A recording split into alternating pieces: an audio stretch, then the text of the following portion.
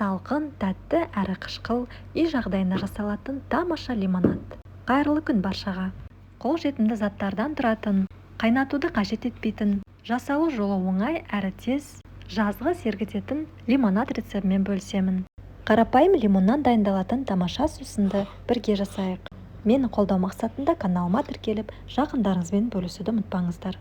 Бүгін біз сіздермен лимонад жасайтын боламыз. Сіздерге өте оңай, жеңіл жолын көрсетемін.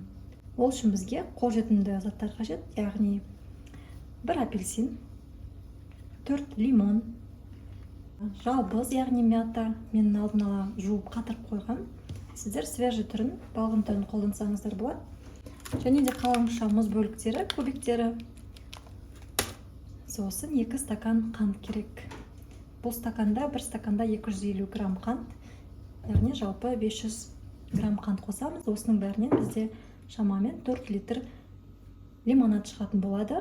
Қазір жасап көреміз, соңында дәміне қарай мүмкін одан да көбейтетін боламыз. Ендеше бастайық. Енді лимонды алып, 2 шетінен кесіп тастаймыз. Бұл жерлері бізге керек емес.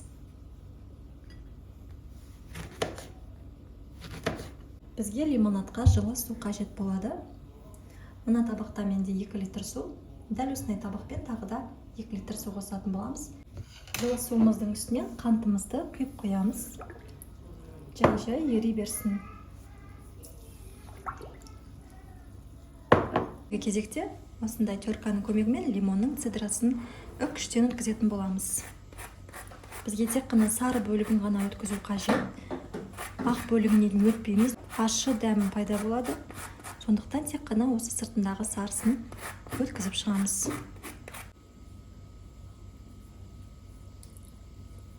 Міне осылай сыртын өткізіп шықтық. Қалған лимондармен де дәл соны қайталаймыз. Апельсинді де дәл солай, керек емес 2 шетін алып тастаймыз да. Қалған бөлігін, яғни сыртын цедрасын үккіштен өткіземіз. Өте керемет болып шығады. Апельсин міндетті түрде сіздер де қосып көріңіздер. Қою болып шығады, түсі де қанық болып, иісі де бәрі керемет болып шығады.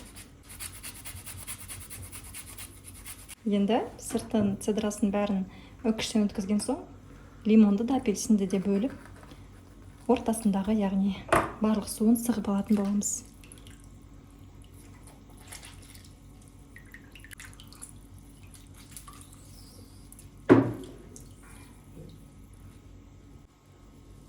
Ішіндегі лимонды жақсылап сыққан соң, міне ішінде мякоть та қалмайды. Осылай бәрін жасап шығамыз, тазалап. Апельсинді де бөліп жақсылап, бұның да сығып, соғын қосатын боламыз. Міне тамаша.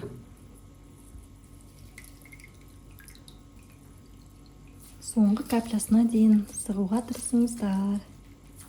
Енді барлығын жақсылап араластырып қозғаймыз.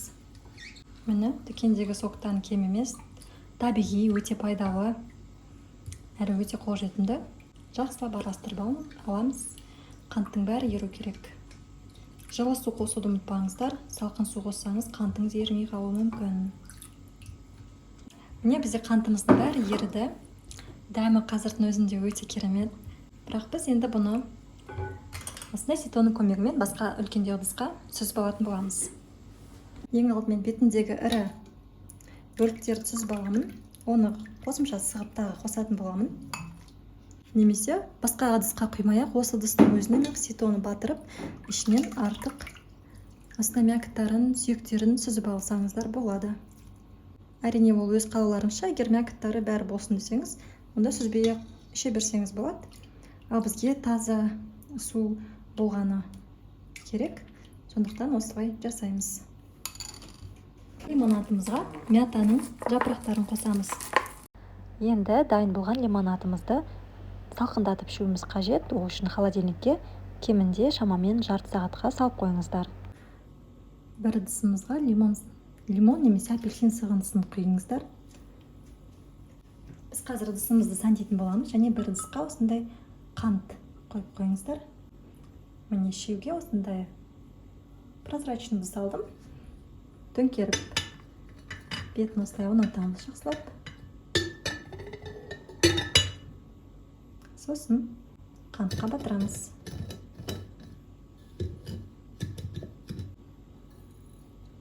Міне.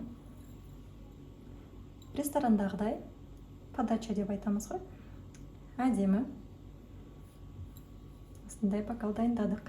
Енді үстіне лимонадымызды холодильниктен шығарып алып құятын боламыз. Ыдысымызға мұз бөліктерін саламыз. Сосын туралған апельсин бөліктерін саламыз.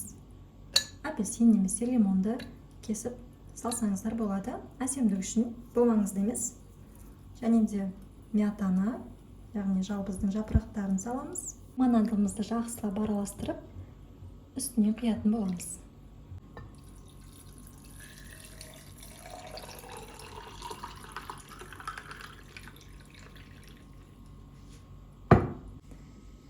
Бір апельсинді осылай қоямыз. Сіздер де міндетті түрде жасап көріңіздер. Дәмі өте керемет. Жаздың күніне әсіресе таптырмас дәм. Табиғи, пайдалы, өте шырынды лимонад болып шықты. Міне бізде 2 литр лимонадтан осындай суды қосу арқылы 6 литр лимонад шықты. Сіздерде қалауынша қантын, лимонын, суын көбейтіп, лимон қышқылын қосып, көбейтіп қойсаңыздар болады. Мінеки лимонад рецебі сіздердің көңілдеріңізден шықты деген ойдамын. Міндетті түрде сіздер де осы жазғы күні жасап көріңіздер. Және де қолдау мақсатында каналға тіркеліп, пікір ойларыңызды жазуды ұмытпаңыздар. Келесі кездескенше сау болыңыздар.